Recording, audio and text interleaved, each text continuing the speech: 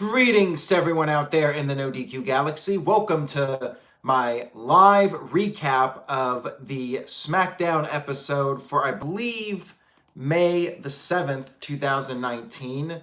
We are coming off Monday Night Raw and the announcement of the wild card era of WWE. Greetings to everyone out there in the chat room, and female Aaron's husband, Michael, is apparently in the chat room. So we got a lot of interesting folks watching right now, chatting in the chat room. So let's go ahead and get started with this recap of SmackDown. We kicked off the show with a former member of SmackDown, but now because of the wild card, he could be on SmackDown again. That's right, the phenomenal one, AJ Styles. AJ came out, said that he was sure as hell going to be the first person to appear on SmackDown as part of the wild card era of WWE. He said it's still the house that AJ Styles built. Sami Zayn quickly came out and said he doesn't want to be there, but he felt like he had to call out AJ Styles because AJ is toxic and has this ego. AJ responded by noting that, hey, Sami Zayn somehow survived the incident on Raw with the dumpster, but did note that Sami Zayn smells really bad. This led to the crowd chanting, take a shower. What did they chant? Take a shower or something else? I think it was take a shower. We had Kofi Kingston and Xavier Woods come out, so this was pretty much like Raw with everybody coming out one after another. Kofi said the fact of the matter is that AJ doesn't live on SmackDown anymore, and then Xavier said AJ needs to check himself before he wrecks himself. A little bit of a reference to Ice Cube. So there you go, Xavier Woods with the Ice Cube reference on SmackDown. Sami Zayn said that the people are not happy for Kofi Kingston and that Kofi is caught in a trap just like Sami Zayn was all those years in WWE, just buying into the fans and being cheered by them and all that stuff and getting caught up in that. Sami Zayn said that he deserves a championship opportunity more than AJ Styles, and that Kofi responded by saying, "What's that smell?" just like AJ did. Then Kofi said that he'll fight somebody for the title, whether it's AJ Styles or whether it's Sami Zayn. He will be a fighting champion. Crowd started chanting for triple threat, and we found out after the commercial break, Shane McMahon decided that it will, in fact, be a triple threat match for the WWE Championship as the main event of SmackDown Live. We had a backstage promo. Well, not really backstage. He was actually in his car. Kevin Owens said that he was going to kick off SmackDown Live, but since it's his birthday, he felt like he wanted to kick back and relax, and he decided to not do it. He said he did vow that he would win the WWE Championship at the Money in the Bank pay-per-view. Next up, we had an Ali video package. He noted that even in dark times, you have to search for the light. And as long as you see the light, you must fight. What a poet that Ali is. We had Ali versus Andrade. Andrade and Zelina Vega cut a promo. And yes, when I say Zelina and Andrade, it was in fact both of them. Andrade once again talking, which I still don't think is a good idea. He did speak in Spanish a little bit, which I guess made it better slightly. Crowd still chanted what at him.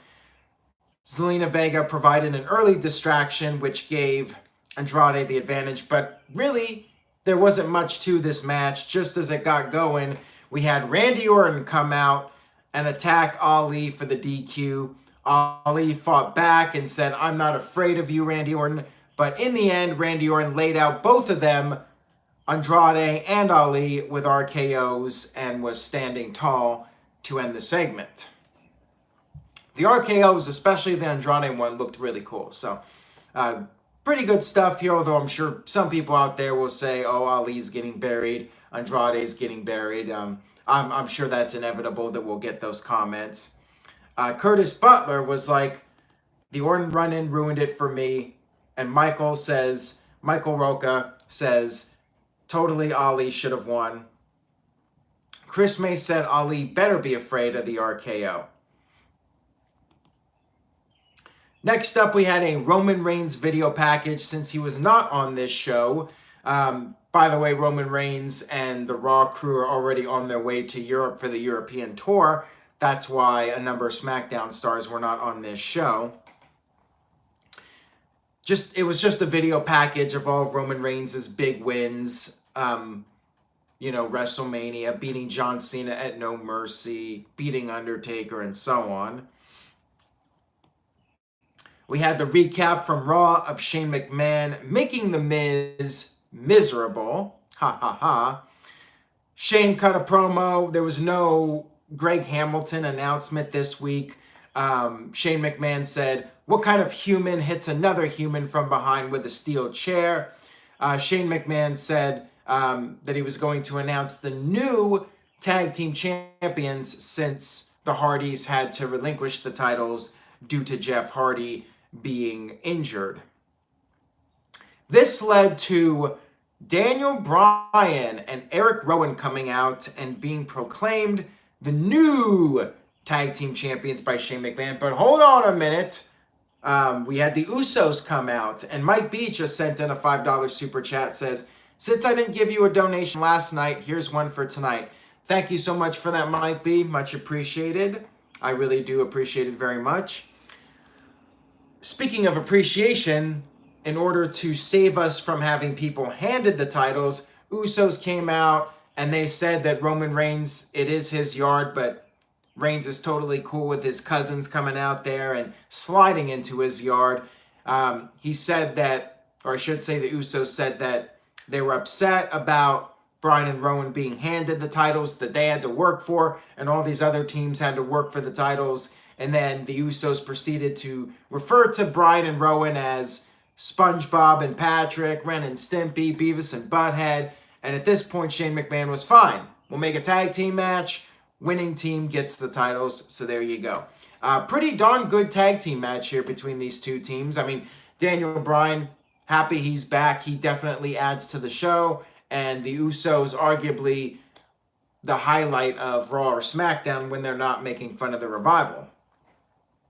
But in the end, despite a valiant effort from the Usos, it was Bryan and Rowan picking up the victory. Rowan hitting the Iron Claw chokeslam. So Daniel Bryan, Eric Rowan, new tag team champions. Backstage, Daniel Bryan was vowing to fix the titles, so maybe the titles are going to become eco-friendly. We'll have to wait and see. And he said they are now the Planet's tag team champions. Heavy Machinery showed up to congratulate them, so looks like we may be seeing Heavy Machinery in a match with Daniel Bryan and Eric Rowan at some point. We had a Finn Balor Money in the Bank promo. Finn Balor was not the opening match of the night for once. Instead, he just did a promo saying that he's vowing to win Money in the Bank, and then he likes the idea of being the IC champion and holding the WWE Championship. Thus, he would become Balor 2 belts. We had a recap, or should I just say a repeat of the the Bray Wyatt House of Fireflies, whatever it's called, Firefly Funhouse. That video was shown once again. We had Shane McMahon back out in the ring talking about how he wanted to get out of Louisville.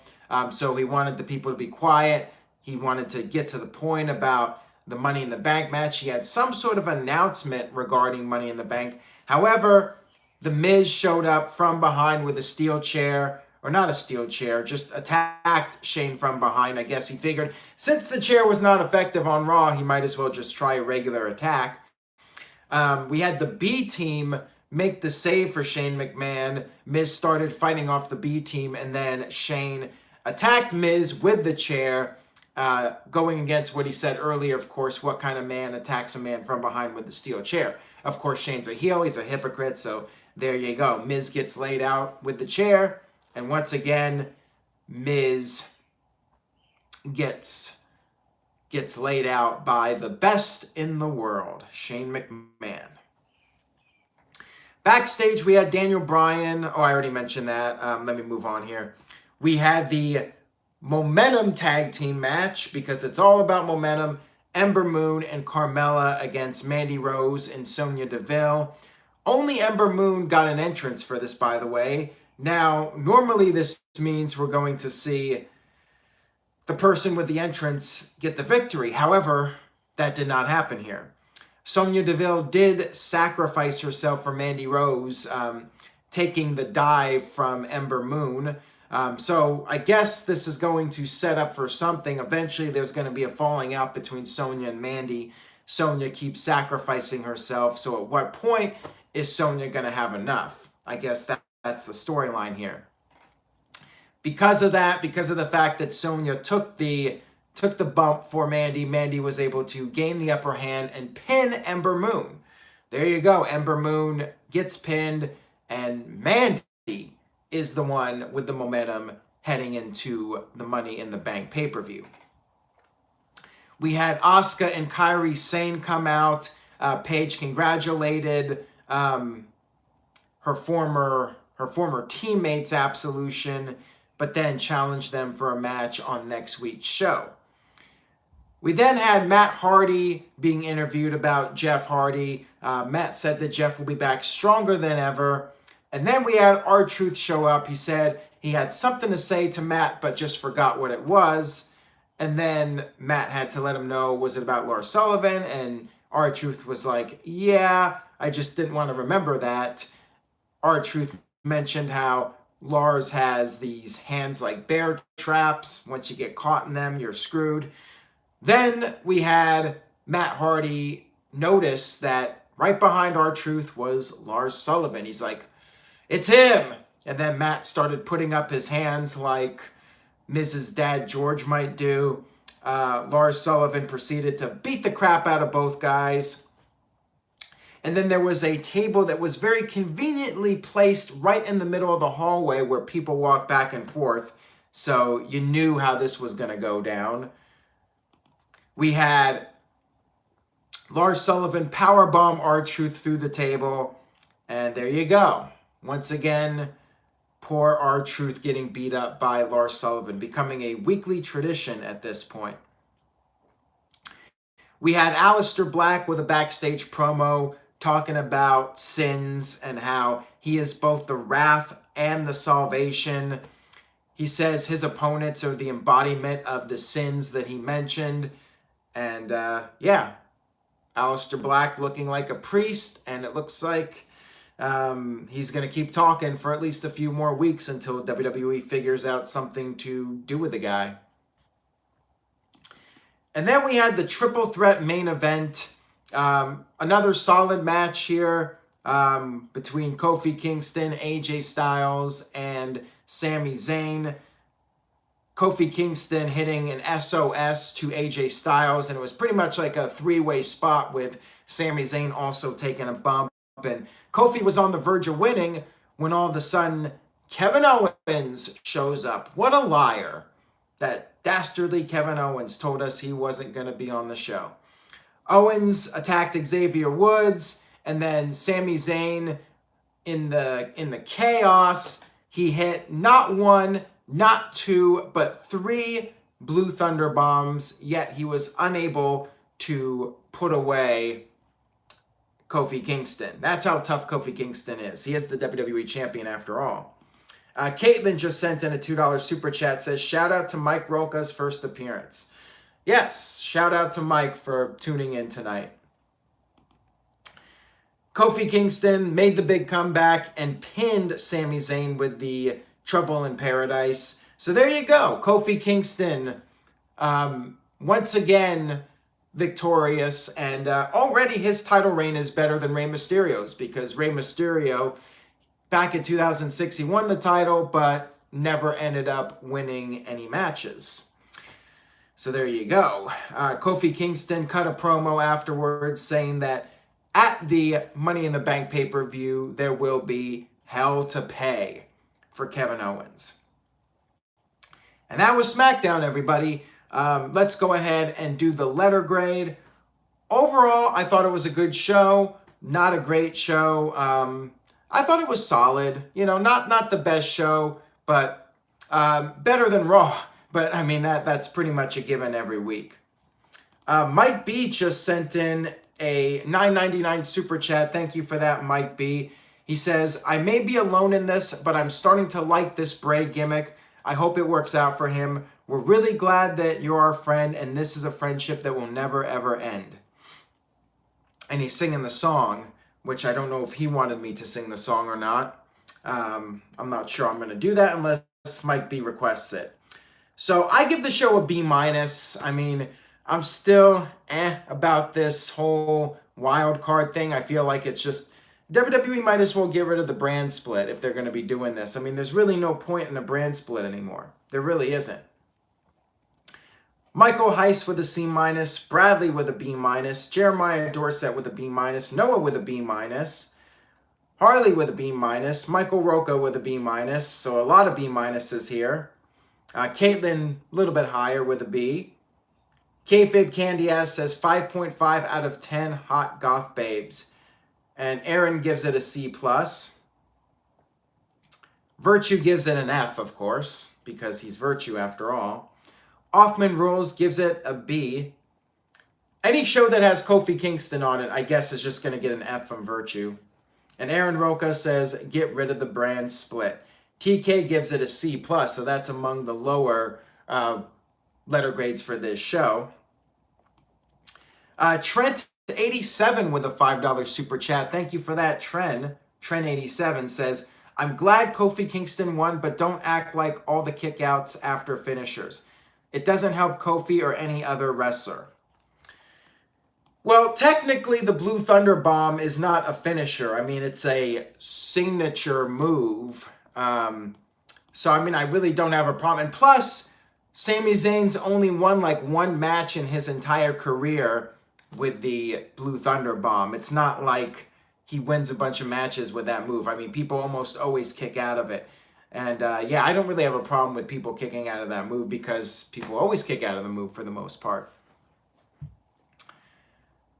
I think that the match was fine. You know, you got to make Kofi look strong. If he's the WWE champion and you're going with it, you just have to push the guy and see what happens here. I mean, it is what it is as far as the TV ratings go. I just don't feel like this whole wild card concept is going to work in the long run. I mean, they might as well, like I said, they might as well just get rid of the brand extension. Mike B says, it's up to you, sing Bray's song if you want. Should I sing the song? What do you guys think? Should I sing the song? I have no idea how that got there. Let me know in the chat room. Do you guys want me to sing the song or not? Maybe I will if there's enough demand for it. Michael says, sing it. Noah's like, no. Samir's like, sing the song. Michael Wayne is like, yes. I'm checking some of the comments here. TK's like, do it. You guys have not heard me sing before. All you people saying yes. Brian says no. JS Pin says no, don't. Aaron says sing it. I have no idea what that beard was, Caitlin. I don't think that had anything to do with Rift Aronson. I'm just saying. Samir says, follow the buzzards, Aaron. Sing, bro. Michael says, you have no choice. Virtue says, sing Margaritaville.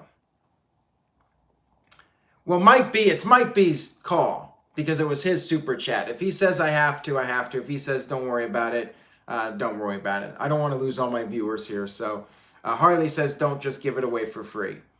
If Mike B says I have to sing it, I'll sing it. I'm not sure what Caitlin's talking about. Rift Aronson is dead. She says she talked to him last night. I think Caitlin's having some weird dreams about Rift Aronson. But no, Rift Aronson is not around. He's never been around. He's dead.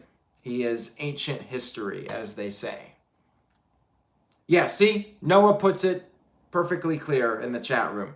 Who's Riff Dancing? I agree. Okay, Mike B said do it. So I don't even know how the song goes. That's the problem here. Where is that super chat? We're really glad that you're our friend, and this is a friendship that never will end.